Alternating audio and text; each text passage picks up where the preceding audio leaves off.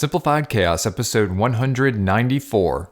Life is beautiful and full of chaos. And it can get slightly out of hand if that shit's not tamed. We're here to share how to simplify the little things to help you lead a more intentional life. This is Simplified Chaos.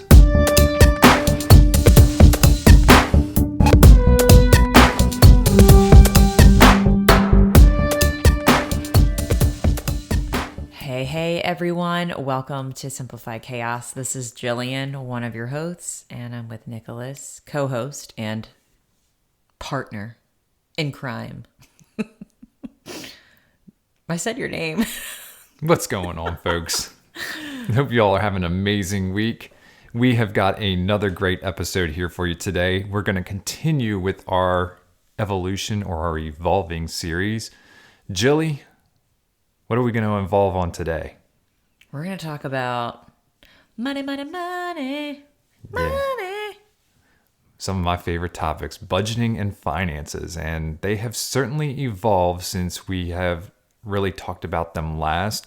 So we will recap the episodes that we're going down memory lane on and talk to you a little bit more about how our finances and budgeting have evolved. So stay tuned for that. But before we dive into that, let's go ahead and show a little gratitude.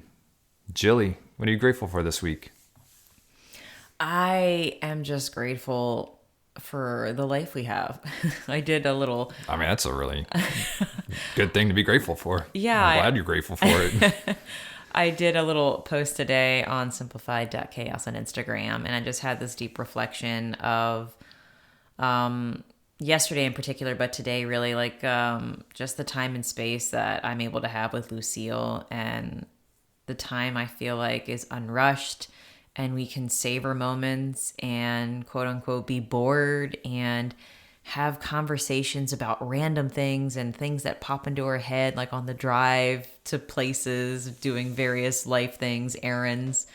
And it may not seem like that magical on the outside, like just doing life together, but fuck, it feels so good to have that space and time with her and just to see how much she is learning and growing and just being together and just, doing life, as I call it, Yeah. And it just more and more secures the decision that we've made for this season of just like unschooling and following that path of just, doing life, and then just also being a guide for Lucille and seeing what comes up for her and what interests she has. Like, to give you an example, today after dinner, you went for your little walk after dinner, and Lucille was like in the zone just drawing. And she came up to me when I was on the couch. Since she was in the zone, I was going to let her be. And I got my book and I was about to start reading it. And she comes over and shows me what she was working on. And she shows me this picture and she's like, "This is me and this is you, Mama." And she's like, "And I'm going to ballet class and I have my little ballet bag and I brought my tiara." And then I'm looking at Lucille and I'm like, "Lucille, do you want to take a ballet class?" And she's like, "Yeah." And she's like, "Can we look things up now?" And I'm like, "Sure." So I got my phone out and we're researching different ballet places in the area, and we're looking at pictures and videos. And I'm like, "Is this something that you'd be interested in doing?" And she's like, "Yeah." So it's so cool that I feel like I don't have to schedule all the things to keep my child busy and like interacting with, all the social gatherings. Like, I feel like there's this pressure for parents to do so. It's like, it just comes in those moments, those in-between moments of just like downtime. And now I have two places that I'm looking at and we're going to go check them out. And it's kind of cool that it just came from me asking about a picture she drew. Like, she's just dreaming about life in pictures. And It's like how I journal about my dreams and write intentions down. It's just different in her world. And yeah, it's just a beautiful thing that we have. And it's quite a gift that we've worked really hard to get here. And I'm just in all of it still. So Yeah.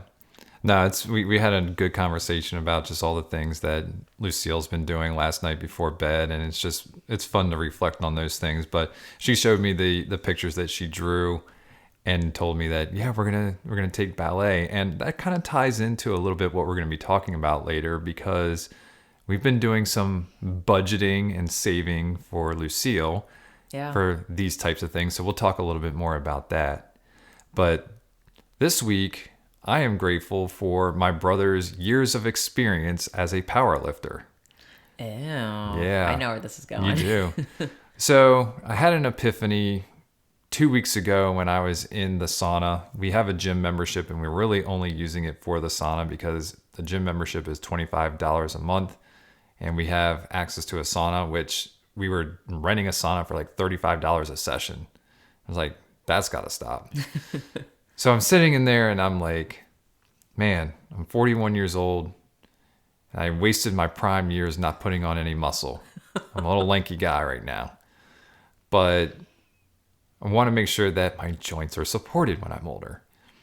And this is what I'm kind of constantly thinking about with all the crazy dietary things that I've been doing and all the other stuff. So I was just like, I really just need to get into it. So my brother was a power lifter for a long time, confided in him, found a workout program. It's called the boring workout, but it's boring because it's super easy and it's been proven to put on a lot of muscle. And it's really 4 lifts and then you can do some auxiliary work outside of it, but it's you exhaust yourselves on those 4 lifts. It's overhead press, bench press, squats, and deadlifts. And essentially you're doing 5, 3, and 1 reps of those things. But then after you're doing that, you go ahead and do 5 sets of 10.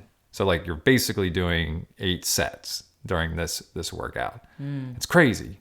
So Don't I'm hurt yourself. excited. Don't No, I'm hurt not. yourself, I'm dude. not. I did the shoulders the other day, which is probably my least favorite one. And I've got the other ones. And I'm just like, this week is practice week, just kind of seeing where I'm at. So next week, I got to kind of have to figure out what my max is.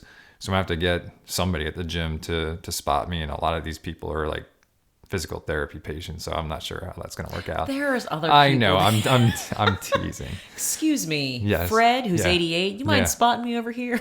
And Fred's probably jacked. He could probably kick my ass. Probably is. Oh my goodness. But yeah, he's somebody I can lean on for that kind of stuff. And so I'm appreciative of his younger brother advice for me. And I'm really looking forward to getting jacked, putting on some muscle. I'm excited to watch the transformation and just embrace that as well. Yeah, yeah.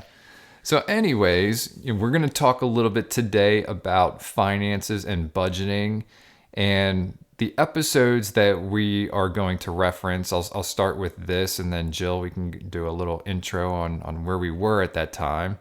But episode 4, so one of our very earliest episodes was on budgeting, and that was out on January 14th, 2019. And then fast forward to July 22nd, 2020, we have episode number 82, which is called The Financial Fortune Cookie. Yes, a fortune cookie spurred an episode, and it was about finances. And you're going to have to listen to that episode if you want to find out what was on that fortune cookie. That was a good one. It was an awesome episode. It enjoyed was so listening fun. to it. And like I said, finances and budgeting is just something I like talking about. I actually really enjoy sitting down and crunching the numbers, and I try to do it a couple times a month just to see where we're at. But yeah, what about you, Jilly? Are you excited about this? Yeah, honestly, I didn't think about all the changes that have happened, but there's been some pretty dramatic changes. I guess just because everything just kind of happened so seamlessly, but there was a lot of micro changes and pivots underneath of it all. So, Sure. yeah, I'm excited to talk about the nuances of it and just how it's changed from back then. So let's go magically whisked away to July 2020 when we're kind of at the peak of where we were at in our house. So you and I were both working. You know, you were a teacher. I was doing my job in marketing. We also had a co-living situation. Your sister and our brother-in-law were living with us. So we were collecting some rent. Yep. And other than that, you know, that was kind of where we were income-wise. You and I were both investing in retirement. You know, we both had Roth IRAs that we were contributing to. We had whole life insurance we were contributing to. We were also contributing to some municipal bonds for some short-term savings. So like we had like the full picture going on. We were working with our financial advisor, you know, and we had a lot of things that we were very much passionate about that, we invested in like travel and the house that we still do now, but I think it just looks a lot differently. And we didn't have any debt. We were, I think, at that point, the only debt we had was the house. The mortgage, correct. Yeah. And I think that is still similar today. Like, That the is only debt accurate. we have is the house. We paid off both of our cars. We paid off credit cards. You paid off your student loans years prior. And we also discovered Dave Ramsey around that time Yeah. and his 7 baby steps. And that was really helpful to kind of get us started on, like, what step was first. And there was a quote I found of his that just still, I think, applies so much to today and why we feel very financially comfortable and supported, is that zero debt leads you faster into wealth than anything else you can do with money. That's so true. Oh my God, like the amount of stress that takes off of your life and brings so much more ease in making financial decisions is like phenomenal. And I feel like that's something, if people are struggling with, it's like you put that quote up somewhere in your house and you look at it every damn day just to make those baby steps and he has the steps to like help you pay off debt. And, the next step based on your financial situation. I know there's a lot of gray amongst that, but it's a great roadmap if you're like, where do I start? And, what do I do next? So yeah, I thought, and I also think then we had changed the way we spend money. We realized, at least I realized, how much money I was very frivolous with, like spending on decorations, going into Target, mindless shopping. And at that point, I was saving a lot more money as well because I wasn't doing that kind of mindless shopping anymore. And I was very intentional with my wardrobe, realizing all the sunken costs that I had. I was like, I don't want to make the same mistakes again. So we had drastically changed how we spent money too. And I feel like the way we spend money now is very similar on like our values. And I think that's the same. We align our values to how we spend money. And I feel like most of that is on really good food. Yeah, quality food, Right. quality clothing, like just the things that get us through day to day. It's not like we have excessive amounts of clothing. It's like we buy what we need, but we also buy quality because we want it to last. We want it to promote good health and stuff like that. So we'll dive into the investing part of it, but let's talk a little bit about our current situation and the landscape that we're in right now as far as just society and how that's impacting what we're doing. So fast forward, we moved to Charlottesville, Virginia in 2021. So about a year after the podcast that we did on the financial fortune cookie. It was fun. In that episode, we were talking about the renovations that we were doing in our kitchen, or that we were planning on doing in our kitchen in the house. And we had planned to be in that house for 3 to 5 years. Lo and behold, a year later, we are out of the state of Maryland and in Virginia. So along with that, you retired. We've talked about this, in previous episodes. So we went from 2 incomes to 1 income. We went from getting some rental income to no rental income. And we went from not having, I was going to say, we made a lot of money off our house. We did. So that was Right. a big factor also Yeah. in like how everything pivoted. We sold at the right time, Yeah. and we bought at the right time in the markets, in our respective markets. So we were able to really kind of maximize that. And we were very mindful when we moved into this house to not let that profit we made off the house get spent right away. Like, we took a large chunk of that money and just put it off to the side and invested that and said, hey, we want to save this for the future. But then we were like saying, we're not going to go overboard with this house. We're not going to furnish it with new furniture, complete new furniture. We're not going to do all the crazy things. And so we're very mindful about our spending and only spending on things that we absolutely needed for this house, or things to just make the house our own. So, the investing was, and we'll dive a little bit more into that as well.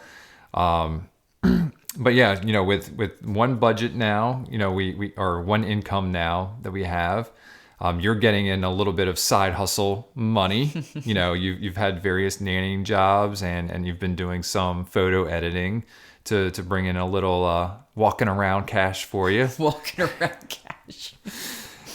So essentially, that has forced us to be much more mindful with our budget as well. And some of the outside factors that are playing into that is inflation. We all know the price of goods have gone up. We know that the supply chain has not been great, which is causing also prices to rise or scarcity in certain products. And, we may or may not be in a recession. We won't know that until probably later this year, but we know that the stock market hasn't been doing well either. So a lot of these things have really forced us to kind of hone in, and in particular, like there's 4 categories under budgeting that I want to kind of dive into is just, bills, groceries, travel, and eating out, because I think those are the things that are the most impacted by our budget. And bills, obviously, we've been doing the same bills, and we map out our monthly spend all the time. We're constantly looking for ways to cut. So some things that we've cut have been like YouTube TV, because we did the whole TV experiment. Now we're not even doing that anymore. We tend to borrow passwords from people for Netflix and stuff like that. But who doesn't do that? If you're not doing that, get on that. Shame on you. Shame on you. Find a friend. Find a friend. But, we've even, when it comes to health insurance, we're like, there's a lot of stuff going on that. So we're not in health insurance anymore. We're part of a crowd share when it comes to our health. And that's allowed us to pay for dental directly rather than going through insurance. And it allows us to do direct primary care. So we've adjusted money and have better taken health into our own hands, because we've been able to do the things that just really allow us to maximize that while staying within a budget. Mm-hmm. But the biggest thing that I would say that has changed has been groceries and eating out. And you and I, we love a good date night. We love going out, and we've never really budgeted for date nights per se. Like, it was there, like, it fell within the budget, was in our excess part of it. Mm-hmm. But groceries have also gone up in price, and so has eating out. And we've also been on this health journey. If you've been listening to us for the last 6 months, we talk about it pretty often. But yeah, we've actually are not eating out as much anymore, and we're spending more money on groceries. Our grocery spend used to be probably $800 a month. I want to say $800 or $900 a month, and this is for a family of 3. And now we're closer to like $1,300 a month.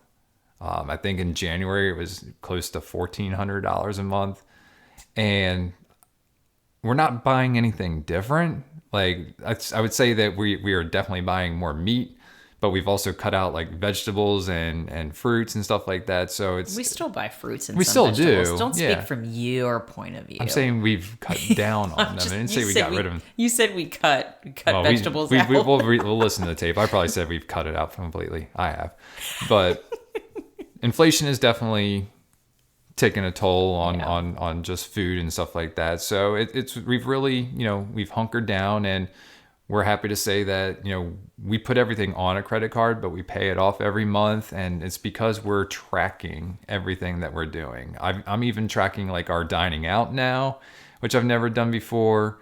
And I'm tracking our home energy costs. So I'm tracking our electric bill. I'm tracking our gas bill, as well as our water bill. Like, these are things that I just never did before. And what changed?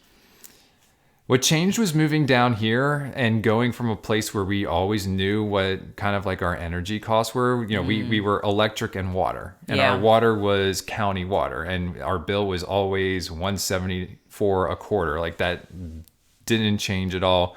We knew that in the wintertime and in the summertime, our electric bill would be higher, and in the spring and the fall it would be lower. Like, we had those peaks and valleys. So what really sparked the change on tracking that was just, I wanted to understand what it would be, because we've never had propane before as a source of energy. We never had private water before, which we came to find out is ridiculously expensive. So I wanted to track it out, and I've tracked it over now the course of almost 2 years. So I've got my averages now on that. So now I can appropriately budget That's such a for those smart thing to things. Yeah. do. So that's what and it's real easy. It's 3 bills that I have to keep track.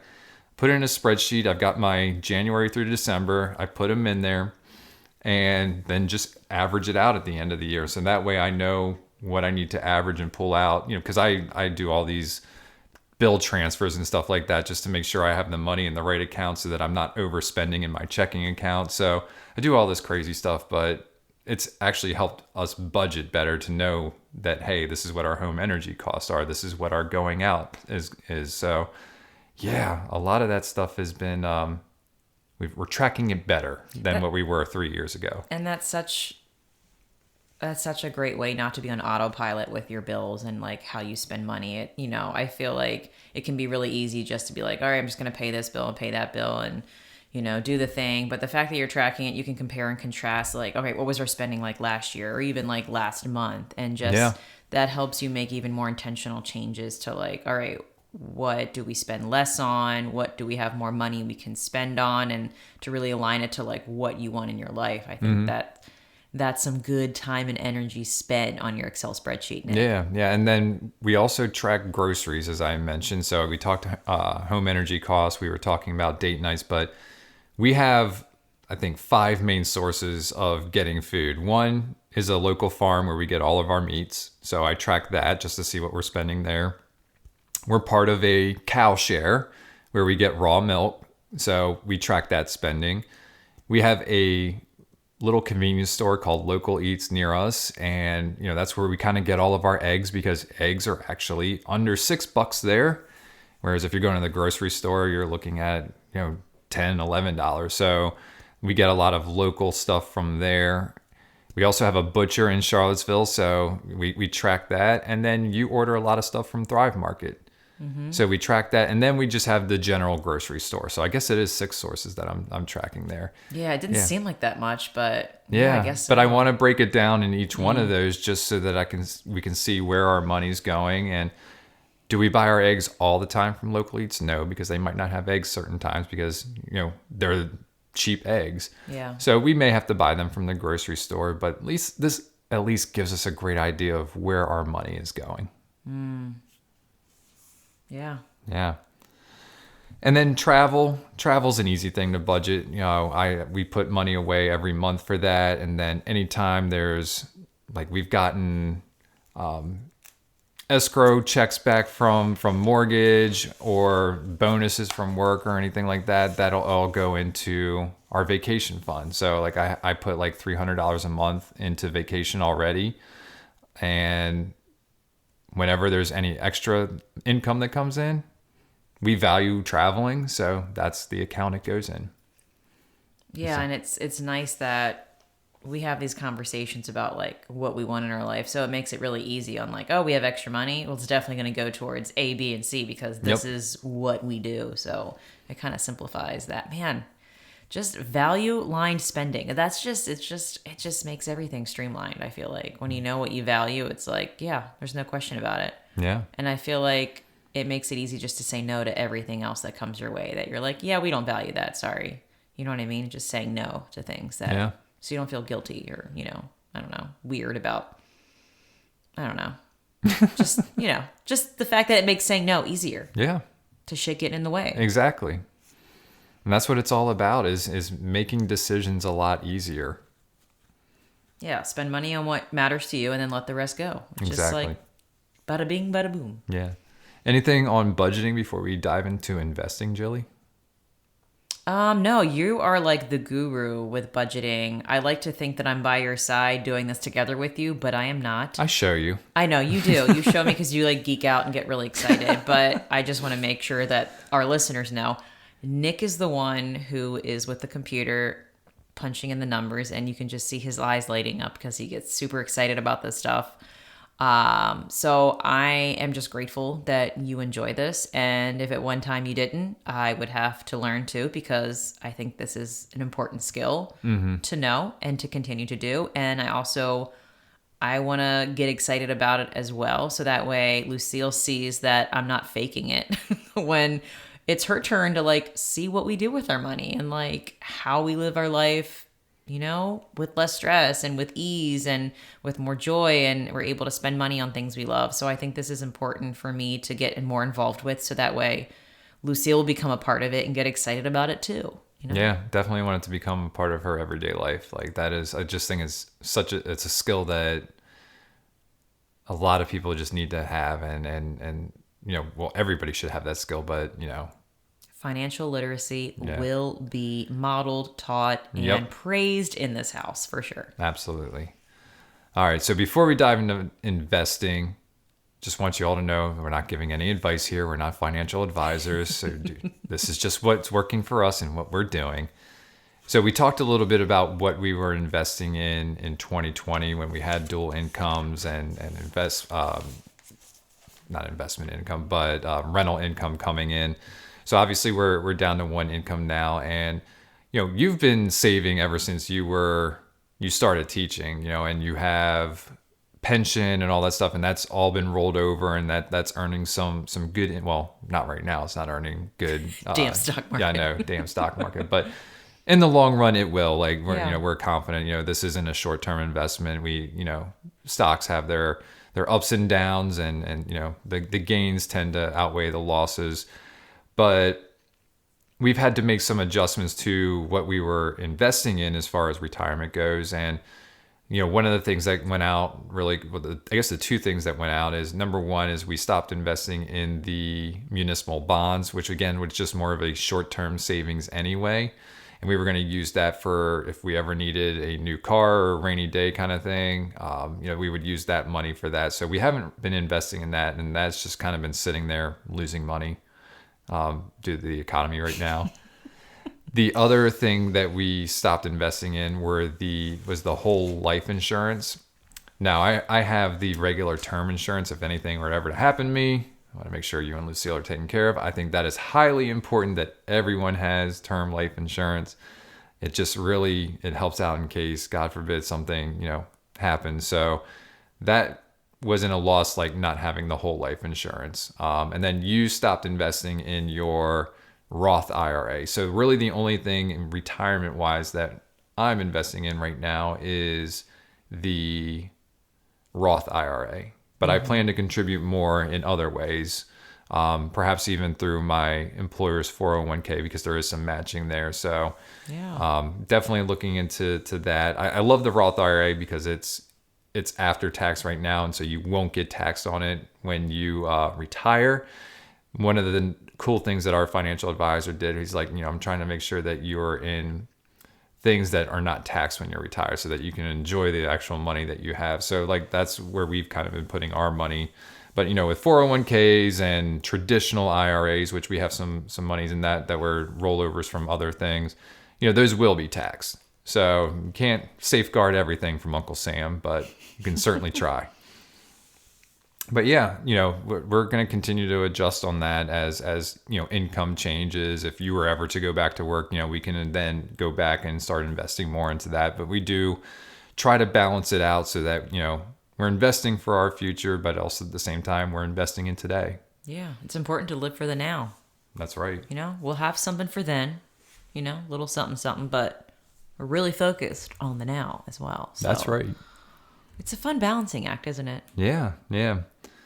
So another thing that we've been investing in, obviously we're in a new house. And so there were certain things that we wanted to do in order to make this a place that we want to stay and be at. And, a lot of it on the interior has not been much. It's just some decor here and there. I think we bought 2 chairs when we moved into the house. We bought a grill, and I'd say the biggest thing we've invested in has been the patio. And it's because we love being outdoors. We love cooking. We love having meals at home, and we'll do a little bit more investing on just the space around it, some landscaping and some lights and stuff like that, so that we can actually sit outside and enjoy it, late into the evening. But yeah, otherwise, anything else with the home that we're really looking to do? We do some small things here and there just to make it our own, like changing cabinet knobs. Yeah, there's some other investments. I don't know if they're part of the house per se. It was more like part of fun and play for me, an investment for me, the e-bike. Yes, yeah. That was an investment and it's been amazing. Just makes us want to get outside. It brings me so much joy that I can do it with Lucille and feel safe, and not that I'm going to run out of energy and not make it up a hill because God knows there are tons of hills here in this area. And then also my Apple laptop. We invested That's in going to come in that. handy Yeah, for very photo soon. editing, and that was been a really fun side venture. Been helping my friend edit photos, and you definitely need the Apple computer because that's what a lot of photographers use, and it's been amazing already just to have that tool that I know will be open-ended tool for a lot of other things in our life. So I feel like no matter what we invest in and spend our money on, it's a lot of slow decisions. We're not hasty, we're not impulsive. I mean, even though I would love to like quickly, like I want an e-bike and we buy it now, but we'd have a lot of conversations about it, like about its purpose, how Yeah. long we see ourselves with it. And I think that's important as well. And I had this reflection also that, we talked about in our last episode about intimacy being like part of the holistic view of our well-being. And I think finances are definitely a part of the holistic well-being as well, even though it doesn't seem that romantic to talk about and think about. But I think money affects your mood, it affects your temperament, Yeah. it affects your energy, and how you even view money can affect your energy and what you bring into the world, like that abundance mindset. And we've talked about mindset too, about just, the opposite of scarcity in a way. Just, I don't know, embodying that, educating yourself in that, and feeling empowered that you have that knowledge, to make changes and pivot based on your financial situation. I think it's really, really important to, like I said, your overall well-being in the world. Yeah, absolutely. No, I mean, financial is tied into a lot of things, and it's actually like a pillar of well-being is your financial well-being. So it is definitely it impacts so much. So that's why it's important to understand what's coming in, what's going out, how you can pay down debt as quickly as possible. Like those are such big things. And I in my 20s, the way I am right now is because in my 20s, I did not budget, I did not save or anything like that.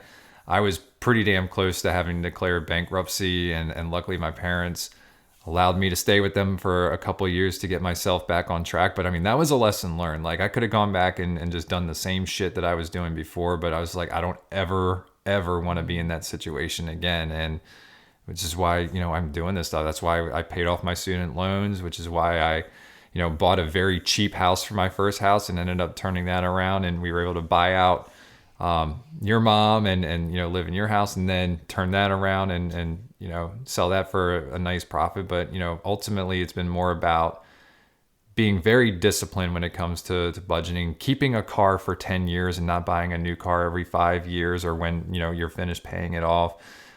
Just being mindful of where your money's going, and then making adjustments if you're not using a certain thing, then getting rid of a service or whatnot. But also being mindful of like what we're investing in. And we talked a little bit at the top of the podcast, Lucille, and wanting to do ballet.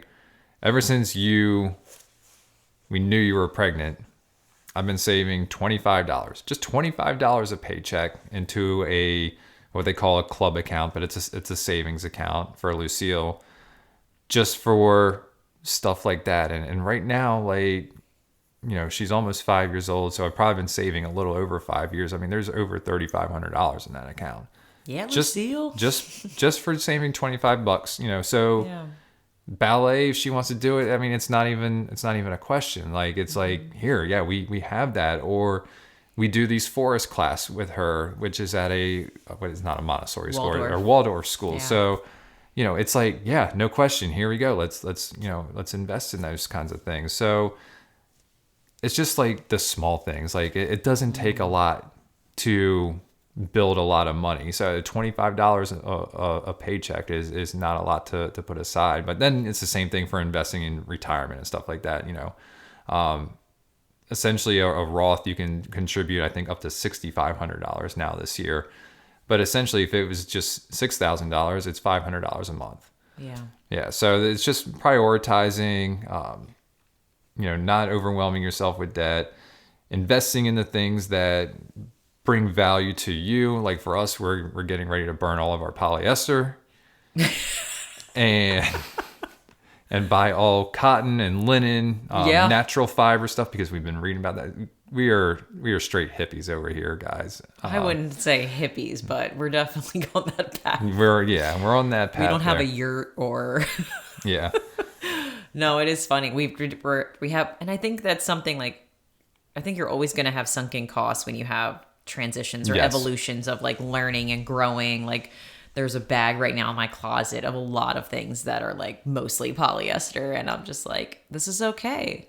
And it feels good to like strip my closet down bare and just like see the essentials. And finding companies like Pact, I just got some amazing things from them, and I'm just like, oh my god, this 100% cotton feels amazing, like the style. So it is exciting to find really good quality companies out there that align with our values and to like invest in them. And and that's another way you can make money is just by like selling old clothes. Yeah. Or like on Facebook Marketplace. Like Nick, you've sold some really good, not clothes, but some really great things that we've owned, and you've made money off of those. But I know there's so many apps out there to sell used clothing or to go to consignment shops. I feel like I'm definitely going to consignment with some of the stuff I'm getting, some of my polyester, and pass it along to y'all. I feel like I'm just so lazy when it comes to like selling clothes. I probably could get some good money for it, but it's like one of those things where I'm like, meh, I don't know. But Yeah.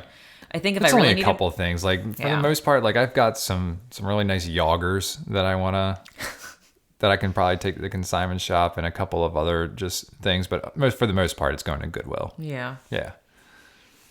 But yeah, that is kind of a wrap that I have on investing. Jill, anything else you wanted to add to that? No. No. We covered a lot here. This has been one of our longer episodes, and usually our financial episodes are longer episodes because there's just always so much to talk about. I'm sure we didn't even scratch the surface today, but if you have any questions about budgeting, please hit me up on the Instagram. I'm happy to talk about these things. I love talking about these things. I can share the kind of spreadsheets that I'm using to track your grocery bill, your date nights, or just entertainment spend, home energy costs. I know how to make graphs that makes it look really cool and visualize it if you're a visual person. So I'm always happy to have that conversation at Nick Simplified on Instagram or on Twitter.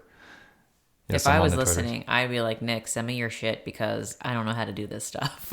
Real easy. You plug in the numbers, and then your formulas just like do everything. Yeah. I think it's I'm happy to help, It's happy to awesome. talk.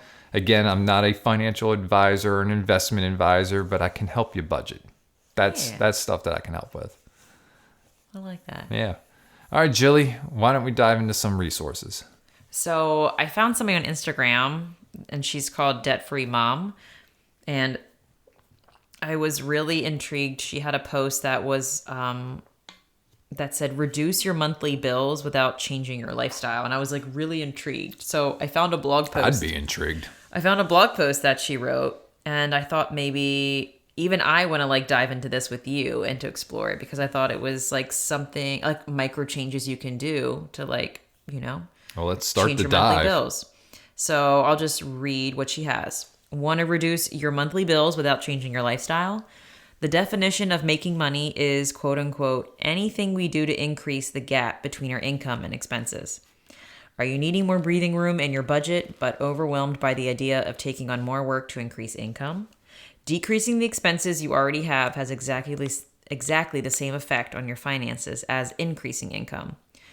When I was a new stay-at-home mom and starting this business, I'd like to say I'm one car payment away from not being a stay-at-home mom. It was the expenses I didn't have the open doors. It was the expenses I didn't have that opened doors, that opened doors me in the same way, if not more than the income her husband was bringing in, Kyle. So take heart and take action. Maybe picking up a side job isn't in your near future, but diligently gathering quotes for the repeating expenses you already have, such as insurance, cell phone, cable, vet, dentist, eye doctor, and a whole lot more. So she was talking about how two of the most highest bills, or that they're usually higher than they need to be, is your car insurance and your cell phone bill. And she Interesting. said, do some shopping and like shop around and get different quotes, because she's like, I'm telling you, if you can save like $20 a month, like that adds up. Like you were saying, $25 Yeah. a paycheck. Yeah. So it really intrigued me to like go down and like check out our insurance, our cell phones, cable. Like we've just done the doctor one, so I feel like we're pretty secure in that for now. Oh, yeah. But it really makes me want to look twice at like the things that are on autopilot, the things that we're like, oh, we've had it for this many years, I don't have to think about it. But I'm like, what if we could save some more money and still get really good quality service or product? I'm digging your moves. I'm down to do that. I'm down to check out. And I know I've called our auto insurance person a lot, but it doesn't hurt to get other quotes. And then cell phone, I know we negotiated a little bit on that one, but again, never hurts to get a T-Mobile quote.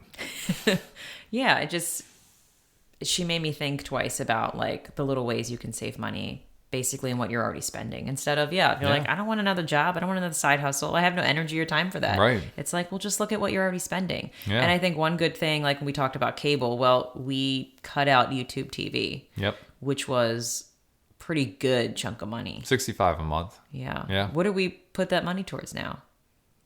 Anything. Anything we value, Yeah. right? Actually, let's just say we gym membership. The sauna, And yeah. still $14 out on top. Yeah, so I thought that would just be a fun exercise to do and just kind of like revisit some things. I love it. Let's do it. All right. All right. How about that quote of the day there, Jilly? The quote of the day is, give yourself permission to evolve and make choices that work best for your financial situation. Beautiful. And your take action challenge is start budgeting. Just Evaluate your finances. And if you don't like where you're at, we've got some tools available to help you out. yeah, mix it up, change it. That's Nothing right. changes if nothing changes, That's right. All right, folks. Well, we covered a lot here today, and that's going to do it for this episode. Remember, we've only got 6 more episodes left. We're stopping at episode 200. So we hope you will join us for the next 6 episodes. But if you like this episode, if you can do us a favor and help us spread the message, we would really appreciate that. You can do that by writing a review on Apple or Spotify, or simply by sharing this episode with a friend. And remember, sharing sparks a conversation. Conversation leads to action, and action is how we're able to live a happy and intentional as hell lifestyle. Got a little tongue twisted there. We want to thank you all for listening, and we will see you again next week. See y'all later.